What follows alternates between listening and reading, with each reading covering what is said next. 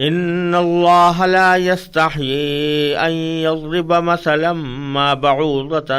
فما فوقها فاما الذین آمنوا فیعلمون انه الحق من ربهم واما الذین کفروا فیقولون ماذا اراد اللہ بهذا مثلا یضل به کثیرا ویہدی به کثیرا وما يضل به إلا الفاسقين الذين ينقضون عهد الله من بعد ميثاقه ويقطعون ما أمر الله به أن يوصل ويفسدون في الأرض أولئك هم الخاسرون۔ یہ سورہ بقرہ کی 26ویں آیت ہے، اور اس کا ماقبل سے یعنی پہلے کے مضمون سے تعلق یہ ہے کہ اللہ تبارک و تعالی نے اسلام کے بنیادی عقائد بیان کرتے ہوئے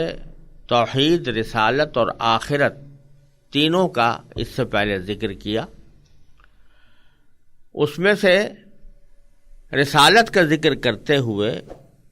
نبی کریم سرور دو عالم صلی اللہ علیہ وسلم کی نبوت کی ایک بڑی واضح دلیل یہ بیان فرمائی کہ اللہ تبارک و تعالیٰ نے ان پر ایک ایسا کلام اتارا ہے جس کے بارے میں ساری دنیا کو یہ چیلنج دیا جا رہا ہے کہ وہ اس جیسا کوئی کلام بنا کر لے آئیں، مگر کوئی لا نہیں سکا، نہ لا سکتا ہے۔ یعنی اس کی فصاحت اتنی بڑی، اس کی بلاغت ایسی عظیم، اس کا بیان اتنا مؤثر، اور اس کے حقائق اتنے اعلیٰ درجے کے ہیں کہ کوئی بھی شخص اس جیسی کوئی ایک صورت بھی بنا کر نہیں لا سکتا۔ تو یہاں اللہ تبارک و تعالیٰ نے یہ بات ذکر فرمائی ہے اور اس کی طرف اشارہ کیا ہے کہ کافر لوگ جن کو یہ چیلنج دیا گیا تھا وہ اس چیلنج کا کوئی جواب تو دے نہ سکے، یعنی کوئی شخص بھی کوئی ایسی صورت یا کوئی ایسا کلام بنا کر نہیں لا سکا جو قرآن کریم جیسا ہو یا قرآن کریم کی کسی ایک چھوٹی سے چھوٹی صورت جیسا ہو۔ قاعدہ یہ ہوتا ہے کہ جب آدمی کسی بڑے کام سے عاجز ہو جاتا ہے اور لاجواب ہو جاتا ہے تو بعض اوقات وہ بہت ہی اوچھے قسم کے اشکالات اور اعتراضات کیا کرتا ہے۔ اسی قسم کا ایک اوچھا اعتراض بعض کافروں نے قرآن کریم پر یہ کیا تھا کہ آپ کہتے ہیں کہ قرآن کریم بڑی اعلیٰ درجے کی کتاب ہے، اللہ کا کلام ہے اور اس کا مقام بہت اونچا ہے، مگر ہم دیکھتے ہیں کہ اس میں بہت ہی حقیر قسم کی مخلوقات کا ذکر آیا ہے۔ مثلا یہ کہ اس میں ایک جگہ پر فرمایا گیا ہے کہ مکھی کا ذکر ہے، چنانچہ ایک جگہ فرمایا گیا ہے کافروں سے خطاب کرتے ہوئے کہ تم جن بتوں کی عبادت کرتے ہو ان بتوں کی بے بسی کا حال تو یہ ہے کہ اگر کوئی مکھی آ کر ان کی کوئی چیز چھین کر لے جائے تو یہ چھڑانے کی بھی طاقت نہیں رکھتے۔ ان یسلبہم الذباب شیئا لا یستنقذوہ منہ۔ اور یہ بھی کہ یہ لوگ جن بتوں کو تم اللہ تبارک و تعالیٰ کے مثل قرار دیتے ہو یہ کوئی مکھی پیدا کرنے کی بھی طاقت نہیں رکھتے۔ لن یخلقوا ذبابا ولو اجتمعوا لہ۔ اسی طرح ایک موقع پر اللہ تبارک و تعالیٰ نے کافروں کے دلائل کو بودا اور کمزور بیان کرنے کے لیے ان کو مکڑی کی گھر کی سے تشبیہ دی ہے کہ جو کچھ یہ دلائل پیش کرتے ہیں وہ مکڑی کے جالے سے زیادہ، مکڑی کے گھر سے زیادہ بودے اور کمزور ہیں۔ تو یہاں اللہ تبارک و تعالیٰ نے ایک مثال دیتے ہوئے مکڑی کی مثال دی ہے۔ تو جیسا میں نے عرض کیا کہ قرآن کریم کی معانی پر، اس کی فصاحت پر، اس کی بلاغت پر کوئی معقول اعتراض کرنے کا تو موقع ملا نہیں، نہ اس کی مثل لانے کا موقع ملا۔ اس لیے انہوں نے یہ اچھا اعتراض کیا کہ اگر یہ اللہ تبارک و تعالیٰ کی کتاب ہوتی اور اس کا درجہ کوئی بلند ہوتا تو اس میں مکھی اور مکڑی جیسی بے حقیقت اور حقیر چیزوں کا ذکر نہ ہوتا، اور چونکہ اس میں مکھی کا ذکر آیا ہے یا مکڑی کا ذکر آیا ہے یا کسی اور حقیر مخلوق کا ذکر آیا ہے، تو اس لیے ہم اس کو اللہ کا کلام نہیں مان سکتے۔ اس کے جواب میں اللہ تبارک و تعالیٰ نے یہ آیت نازل فرمائی ہے جس کی میں نے ابھی تلاوت کی، اور اس کا ترجمہ یہ ہے کہ اللہ تبارک و تعالیٰ فرماتے ہیں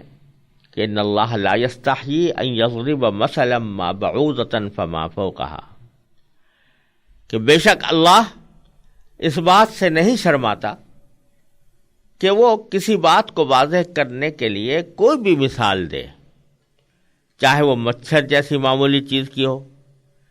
یا کسی ایسی چیز کی جو مچھر سے بھی زیادہ معمولی ہو۔ اب جو لوگ مومن ہیں وہ خوب جانتے ہیں کہ یہ مثال ایک حق بات ہے جو ان کے پروردگار کی طرف سے آئی ہے۔ البتہ جو لوگ کافر ہیں وہ یہی کہتے ہیں کہ بھلا اس حقیر مثال سے اللہ کا کیا مطلب ہے۔ اس طرح اللہ اس مثال سے بہت سے لوگوں کو گمراہی میں مبتلا کرتا ہے اور بہت سو کو ہدایت دیتا ہے، مگر وہ گمراہ انہی کو کرتا ہے جو نافرمان ہیں۔ تو خلاصہ اس جواب کا یہ ہے کہ اللہ تبارک و تعالیٰ نے یہ فرمایا کہ یہ بڑی احمقانہ بات ہے کہ محض کتاب میں مچھر کے یا مکھی کے یا مکڑی کے ذکر آ جانے کی وجہ سے آپ اس کتاب کو قابل اعتراض سمجھیں یا اس کو اللہ کا کلام ماننے سے انکار کریں۔ ارے بھائی، اگر معاملہ ہی مکھی کا بیان کرنا ہوگا، معاملہ ہی مچھر کا بیان کرنا ہوگا یا معاملہ ہی مکڑی کا بیان کرنا ہوگا تو ظاہر ہے کہ اس کی جگہ مچھر مکڑی اور مکھی کی جگہ کوئی اور شیر اور بھیڑیا تو نہیں کہا جائے گا۔ جب مثال دی جا رہی ہے کسی حقیر چیز کی تو حقیر چیز ہی مثال میں بیان کی جائے گی۔ یہ تو نہیں ہو سکتا کہ مثال تو دی جا رہی ہے حقیر چیز کی یا معمولی چیز کی۔ حقیر تو اللہ تعالیٰ کی کوئی بھی مخلوق نہیں ہے، لیکن معمولی کہہ سکتے ہیں، تو کسی معمولی چیز کی مثال دینا مقصود ہے اور اس کی جگہ آدمی کوئی بڑی مخلوق کی مثال دے دے، یہ تو اور زیادہ احمقانہ بات ہوگی۔ تو یہ اتنا احمقانہ اعتراض ہے کہ کوئی بھی سلیم الطبع انسان اس کو صحیح تسلیم نہیں کر سکتا۔ کہ سوال تو یہی ہے کہ جس چیز کی مثال دینی ہے وہ اسی کے مطابق دی جائے گی۔ اس کو اگر حقیر یا معمولی چیز کی مثال دینی ہے تو معمولی چیز ہی کا ذکر کیا جائے گا۔ اس سے نہ کلام کی فصاحت و بلاغت پہ کوئی اثر پڑتا ہے اور نہ اس کلام کی اعلیٰ درجے کی صفات کے اوپر اس سے کوئی برا اثر پڑتا ہے۔ یہ تو اللہ تبارک و تعالیٰ اگر اس کے برعکس ہوتا کہ مثال تو دینی تھی چھوٹی چیز کی اور ذکر چھوٹی چیز کا آنا تھا اور اس کی جگہ کوئی بڑی چیز کا ذکر کر دیا تو یہ زیادہ فصاحت و بلاغت کے خلاف بات ہوتی اور یہ زیادہ قابل اعتراض ہوتی۔ یہ بات موجود بات تو کوئی بھی قابل اعتراض نہیں ہے۔ یہ کچھ ایسی ہی بات ہے، ایسے ہی اعتراض ہے جیسے کہ ایک لطیفہ مشہور ہے کہ کوئی شخص دوسرے کے پاس گیا تھا کہ قرآن کریم کا ایک نسخہ میرے لیے تیار کر دو۔ وہ اچھا کاتب تھا تو اس نے قرآن کریم کا نسخہ تیار کیا، اور جب نسخہ تیار کر کے اس کو دیا تو اس نے عجیب معاملہ دیکھا کہ جہاں جہاں شیطان کا لفظ آیا تھا اس نے شیطان کی جگہ کسی پیغمبر کا نام لکھ دیا، یا کسی جگہ جہاں جہاں کافر کا ذکر آیا تھا تو کافر کی جگہ مسلم لکھ دیا۔ تو پوچھا بھائی یہ کیا حرکت کی ہے؟ تو کہنے لگا کہ جی اللہ کا تعالیٰ کا کلام ہے، اس میں شیطان کا ذکر نہیں ہونا چاہیے، اس لیے میں شیطان کی جگہ میں نے یہ مقدس نام لکھ دیے۔ تو یہ اعتراض کچھ اسی قسم کا تھا کہ یہ مکھی اور مچھر کا ذکر کیوں آ رہا ہے قرآن کریم میں۔ ایک معمولی عقل کا آدمی بھی اس کو صحیح تسلیم نہیں کر سکتا۔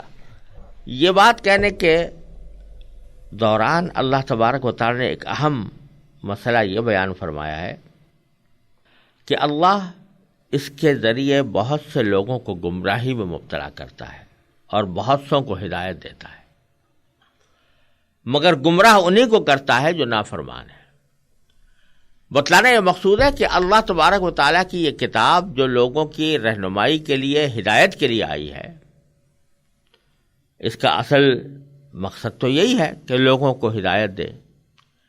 لیکن جب لوگ ضد پر، ہر دھرمی پر آمادہ ہو جائیں اور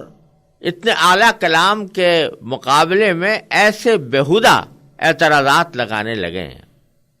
اور انہوں نے اپنا ہر درمی کا طریقہ اختیار کر لیا ہو، تو پھر اللہ تبارک و تعالیٰ اسی قرآن کے ذریعے ان کو گمراہی میں مبتلا کر دیتے ہیں. اسی لیے قرآن کریم کے بارے میں نبی کریم سرور دو عالم صلی اللہ علیہ وسلم نے ارشاد فرمایا ہے کہ القرآن حجت لک او علیک، یہ قرآن یا تو تمہارے لیے دلیل بنے گا تمہارے نیک اعمال کی، یا تمہارے خلاف دلیل بنے گا آخرت میں. تو قرآن تو نازل ہو رہا تھا صدیق اکبر پر بھی، فاروق اعظم پر بھی، یعنی نازل ہو رہا تھا ان کے لیے بھی، ان کے سامنے پڑھا جا رہا تھا. حضرت صدیق اکبر کے لیے بھی، حضرت فاروق اعظم کے لیے بھی، عثمان غنی اور علی مرتضیٰ کے لیے بھی، اور رضی اللہ تعالیٰ عنہ اجمعین، اور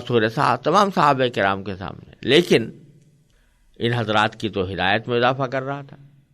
اور یہی قرآن ابو جہل اور ابو لہب اور دوسرے کافروں کے سامنے بھی پڑھا جا رہا تھا، مگر جوں قرآن کریم کی آیتیں نازل ہوتی ان کی گمراہی میں اور اضافہ ہوتا. وجہ کیا ہے کہ پہلے قسم کے جو لوگ تھے انہوں نے اپنے دل کے دروازے حق کو قبول کرنے کے لیے بند نہیں کیے تھے، وہ طالب حق تھے. لہذا جب حق بات ان کے سامنے آئی تو انہوں نے بے تأمل ان کو قبول کر لیا. اور دوسرے قسم کے لوگوں نے یہ طے کر رکھا تھا یا قسم کھا رکھی تھی کہ ہمیں ایمان نہیں لانا. جب ایمان نہیں لانا تو ہر طرح کے اعتراضات اس کے اوپر کرنے ہیں. تو اسی قسم کا ایک اعتراض یہ بھی انہوں نے کیا تھا. اس لیے جب انہوں نے ہر درمی کا طریقہ اپنایا تو پھر اللہ تعالیٰ کی سنت یہ ہے کہ اس ہر درمی اور عناد کے نتیجے میں پھر اللہ تبارک و تعالیٰ ان کو گمراہی میں ہی پڑا رہنے دیتا ہے. یہی معنی ہے کہ اللہ تعالیٰ اس کے ذریعے بہت سوں کو تو ہدایت عطا فرماتا ہے اور بہت سوں کو گمراہی میں مبتلا کرتا ہے. لیکن ساتھ ہی فرما دیا کہ گمراہ انہی کو کرتا ہے جو نافرمان ہے، یعنی جو پہلے ہی سے یہ بات طے کیے بیٹھے ہیں کہ ہمیں بات ماننی نہیں ہے. تو ظاہر ہے جب انہوں نے خود وہ راستہ اختیار کر لیا تو اللہ تبارک و تعالیٰ بھی ان کو گمراہی میں پڑا رہنے دیتا ہے اور گمراہ کر دیتا ہے. لہذا اس سے سبق یہ مل رہا ہے کہ آدمی کو ہر وقت حق کا طالب رہنا چاہیے، اور ہر وقت اس کو یہ ذہن میں رکھنا چاہیے کہ مجھے حق کی ضرورت ہے، اور حق کی جو بات بھی میرے سامنے آئے گی میں اس کو قبول کروں گا. اور کسی ایک بات کے اوپر آدمی اس طرح جم کر بیٹھ جائے کہ کتنے ہی دلائل اس کے مقابلے پر لائے جا رہے ہوں اور وہ اس کو ماننے کے لیے تیار نہ ہو، قسم کھا کر بیٹھا ہوا ہو کہ میں اس کو مانوں گا نہیں، تو پھر اللہ بچائے یہ چیز اس کی گمراہی کا ذریعہ بن جاتی ہے اور اللہ تبارک و تعالیٰ اس کی وجہ سے گمراہ کر دیتا ہے. پھر اگلی آیتوں میں اللہ تبارک و تعالیٰ نے جو فرمایا تھا کہ صرف نافرمانوں ہی کو گمراہ کرتا ہے، تو اس نافرمانوں کی کچھ صفات بیان فرمائی. کوئی نافرمان لوگ کیسے ہیں، کیسے ہوتے ہیں، تو وہ اگلی آیت میں ان کا بیان فرمایا ہے کہ الذین ینقضون عہد اللہ من بعد میثاقہ ویقطعون ما امر اللہ بہ ان یوصل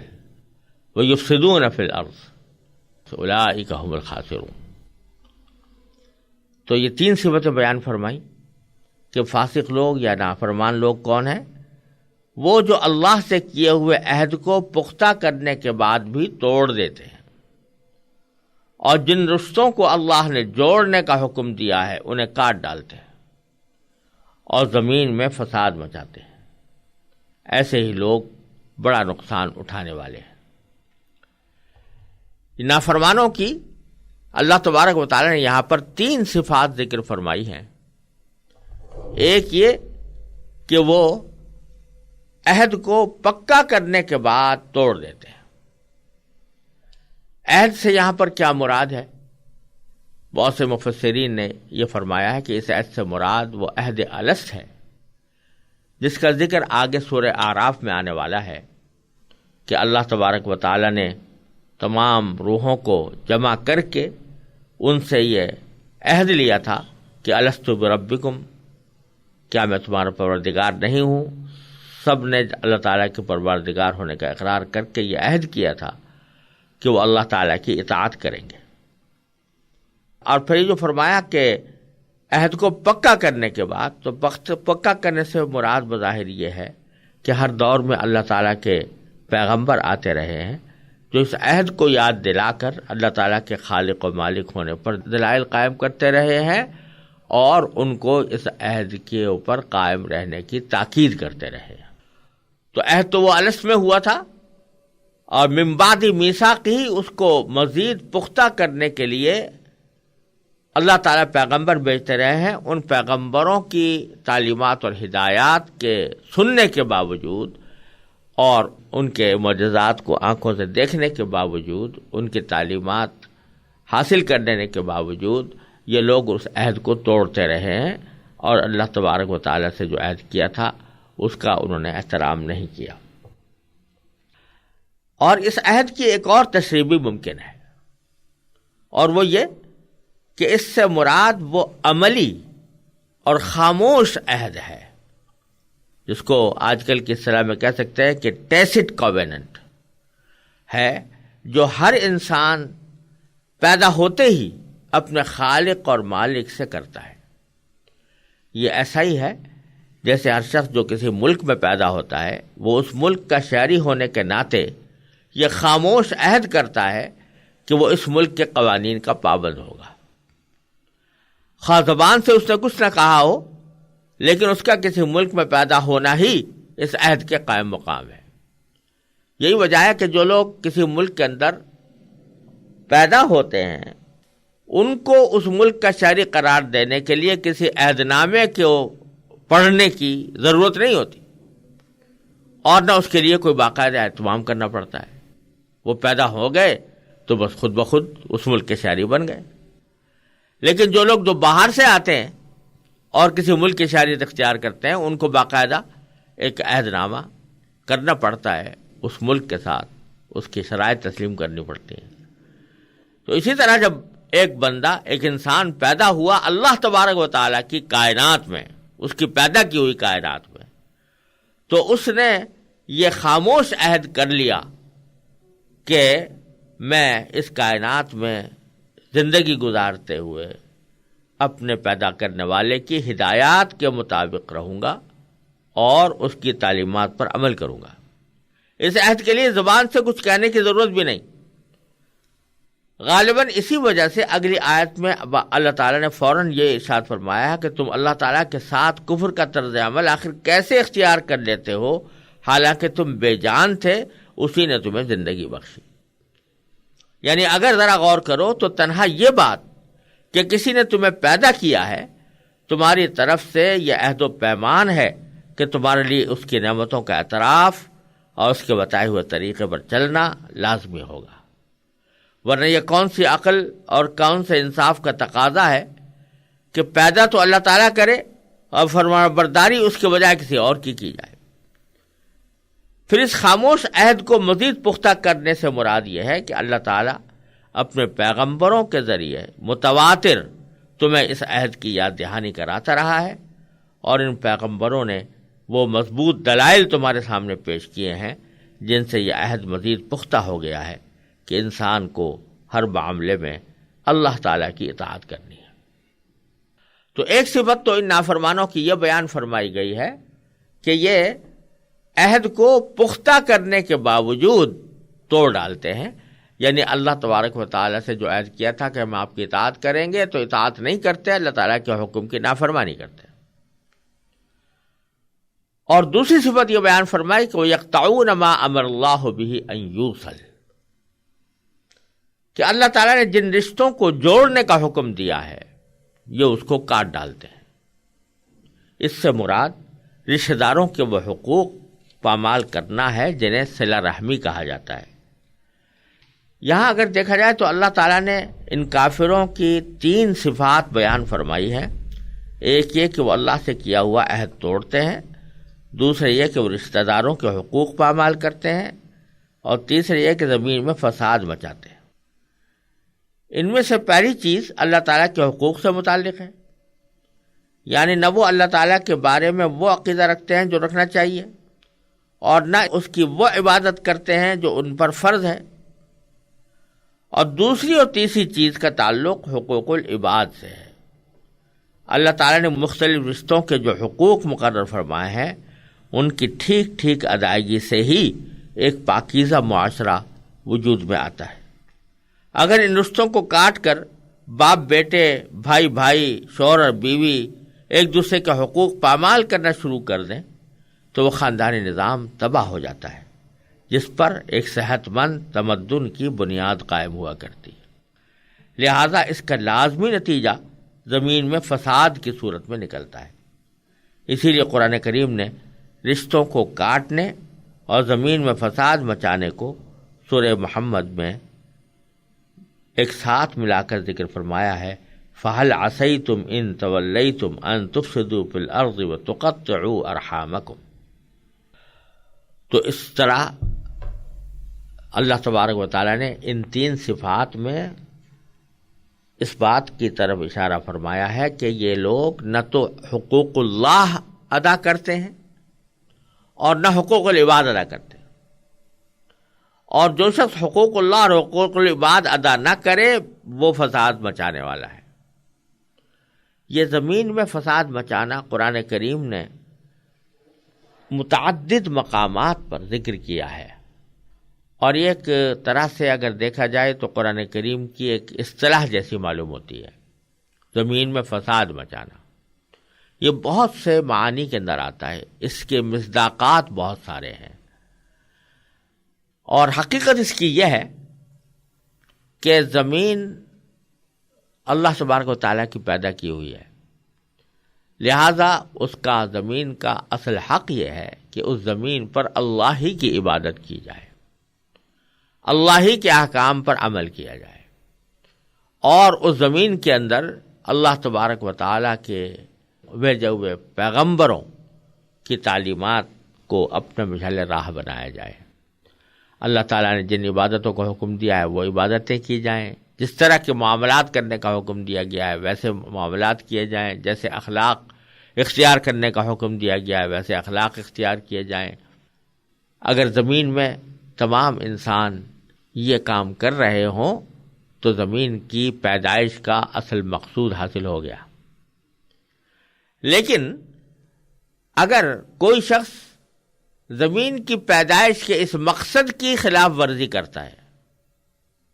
عبادت اللہ کے بجائے کسی اور کی کرتا ہے، اور معاملات میں حلال و حرام کی پرواہ نہیں کرتا، اللہ تبارک و تعالیٰ کے احکام کی رعایت نہیں رکھتا، اخلاق اس کے خراب ہیں، جن اخلاق کی اللہ اور اس کے رسول صلی اللہ علیہ وسلم نے تعلیم دی ہے وہ اخلاق اس نے اختیار نہیں کی ہے، معاشرت میں جن لوگوں کے ساتھ اللہ تبارک و تعالیٰ نے بھلائی کرنے کا حکم دیا ہے، مثلا والدین ہیں، بہن بھائی ہیں، رشتہ دار ہیں، ان کے ساتھ اس کے معاملات اچھے نہیں ہیں اور اخلاق اس کے خراب ہیں، تو یہ زمین کو استعمال جو کر رہا ہے وہ اس کے اصل مقصد میں استعمال نہیں کر رہا، بلکہ زمین کے مقصد کے خلاف اپنی زندگی گزار رہا ہے. اس لیے اس کا یہ عمل زمین میں فساد پھیلانا ہے. تو حقیقت میں عقائد، عبادات، معاملات، معاشرت، اخلاق، دین کے 5 شعبوں میں سے کسی شعبے کے اندر بھی اگر انسان غلط روش اختیار کرے، اور روش بھی ایسی غلط اختیار کرے جس کا نقصان دوسروں کو بھی پہنچے، تو وہ قرآن کریم کی اصطلاح میں فساد فی الارض ہے. لہذا یہاں پر اللہ تبارک و تعالیٰ کے حقوق اور بندوں کے حقوق دونوں کا ذکر کرنے کے بعد اللہ تبارک و تعالیٰ نے اس کو فرمایا کہ یہ فساد فی الارض کر رہے ہیں، کیونکہ زمین کو اللہ اور اللہ کے احکام کے مطابق جس مقصد کے تحت استعمال کرنا چاہیے تھا اس مقصد میں استعمال نہیں کر رہے، لہذا یہ فساد فی الارض ہے، یہ زمین میں فساد مچانے والے ہیں۔ پھر اللہ تبارک و تعالیٰ کا ایک اسلوب یہ ہے کہ جب کوئی حقیقت بیان فرماتے ہیں اور لوگوں کو کسی حقیقت کی طرف دعوت دیتے ہیں یا کسی حکم کا کسی کو پابند بناتے ہیں، تو صرف ایک قانونی انداز میں ایک حکم جاری کر دینے کا طریقہ نہیں ہے اللہ تبارک و تعالیٰ کا، کیونکہ اللہ تبارک و تعالیٰ جہاں حاکم ہے وہاں رب بھی ہیں، پروردگار بھی ہیں، رحیم و کریم بھی ہیں، لہذا وہ صرف قانون جاری کر دینے پر اکتفا نہیں فرماتے، بلکہ قانون کے آگے پیچھے کوئی ایسا اسلوب بھی اختیار فرماتے ہیں جو نصیحت کا اسلوب ہوتا ہے، شفقت کا اسلوب ہوتا ہے اور بلانے والا ہوتا ہے، دل میں نرمی پیدا کرنے والا ہوتا ہے۔ چنانچہ اللہ تبارک و تعالیٰ نے اس کی اگلی آیت میں وہی اسلوب اختیار کرتے ہوئے کہ یہ جو ہم نے تمہیں 3 عقائد کی طرف دعوت دی ہے، ان کو سمجھو، عقل سے سمجھو اور ذرا غور کرو کہ اس کے خلاف جو تم نے راستہ اختیار کیا ہوا ہے وہ تمہارے لیے کتنا نامناسب ہے۔ چنانچہ فرمایا کیف تکفرون باللہ وکنتم امواتا فاحیاکم ثم یمیتکم ثم یحییکم ثم الیہ ترجعون، یعنی تم اللہ کے ساتھ کفر کا طرز عمل آخر کیسے اختیار کر لیتے ہو، حالانکہ تم بے جان تھے، اسی نے تمہیں زندگی بخشی، پھر وہی تمہیں موت دے گا، پھر وہی تم کو دوبارہ زندہ کرے گا اور پھر تم اسی کے پاس لوٹ کر جاؤ گے۔ یہ وہ ناصحانہ مشفقانہ انداز ہے کہ عقلی باتیں تو اپنی جگہ پر رہیں اور عقلی دلائل اپنی جگہ پر رہے، لیکن خود سوچو کہ تم خود یہ تسلیم کرتے ہو کہ تم بے جان تھے، اللہ تعالیٰ نے تمہیں زندگی بخشی اور موت آئے گی تو وہ بھی اسی کی طرف سے آئے گی، اور حقیقت تو یہ ہے کہ اس کے بعد پھر لوٹ کر تو اسی کے پاس جاؤ گے، تو پھر اللہ کے ساتھ کفر کا طرز عمل تم کیسے اختیار کر لیتے ہو۔ یہ ایک ناصحانہ اور مشفقانہ انداز میں یہ جملہ فرمایا، اور پھر اگلی آیت میں اللہ تبارک و تعالیٰ نے اپنے ان انعامات کا ذکر کیا جو پوری انسانیت کے اوپر حاوی ہیں۔ فرمایا هو الذی خلق لکم ما فی الارض جمیعا ثم استوى الى السماء فسواهن 7 سماوات وهو بكل شيء علیم، یعنی وہی ہے جس سے زمین میں جو کچھ ہے تمہارے لیے پیدا کیا، پھر وہ آسمان کی طرف متوجہ ہوا، چنانچہ ان کو 7 آسمانوں کی شکل میں ٹھیک ٹھیک بنا دیا، اور وہ ہر چیز کا پورا علم رکھنے والا ہے۔ یعنی اللہ تبارک و تعالیٰ نے اپنے احسانات، بندوں کے اوپر جو احسانات ہیں اور جو نعمتیں اللہ تعالیٰ نے بندوں پر نازل فرمائی ہیں، ان کا ایک خلاصہ اس طرح بیان فرما دیا کہ اللہ تبارک و تعالیٰ نے تم کو نہ صرف یہ کہ تم کو پیدا کیا ہے، بلکہ زمین میں جو کچھ ہے تمہارے لیے پیدا کیا، یعنی زمین میں جو چیزیں اگ رہی ہیں وہ تمہارے لیے ہیں، جو درخت ہیں وہ تمہارے لیے ہیں، جو پھل ہیں وہ تمہارے لیے ہیں، جو ترکاریاں ہیں وہ تمہارے لیے ہیں، جو جانور ہیں وہ تمہارے لیے ہیں۔ اللہ تبارک و تعالیٰ نے تمہارے لیے یہ ساری چیزیں پیدا کی ہیں، اور اللہ تبارک و تعالیٰ نے ان کو تمہارے لیے حلال کیا ہے۔ اور یہیں سے فقہاء کرام نے یہ مسئلہ بھی مستنبط کیا ہے کہ اس کائنات میں جتنی بھی چیزیں ہیں اللہ تبارک و تعالیٰ کی پیدا کی ہوئی ہیں، ان کا استعمال میں اصل یہ ہے کہ بندے کے لیے وہ حلال ہے، تاوقت ہے کہ کسی چیز کی حرمت کی کوئی دلیل نہ آ جائے، جب تک حرمت کا کوئی حکم نہ آ جائے، ناجائز ہونے کا حکم نہ آ جائے، یا قرآن کریم میں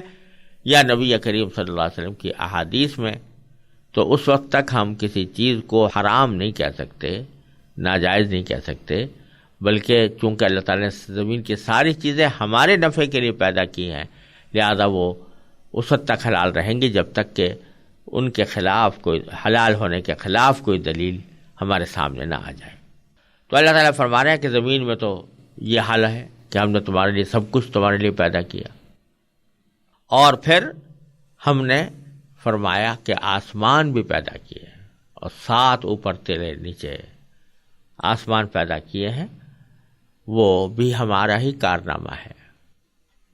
اور یہ مشرکین عرب بھی مانتے تھے کہ آسمان کا پیدا کرنے والا اللہ تعالیٰ ہے۔ تو جب یہ بات مانتے ہو تو پھر کیسے تمہارا دل اس بات پر آمادہ ہو جاتا ہے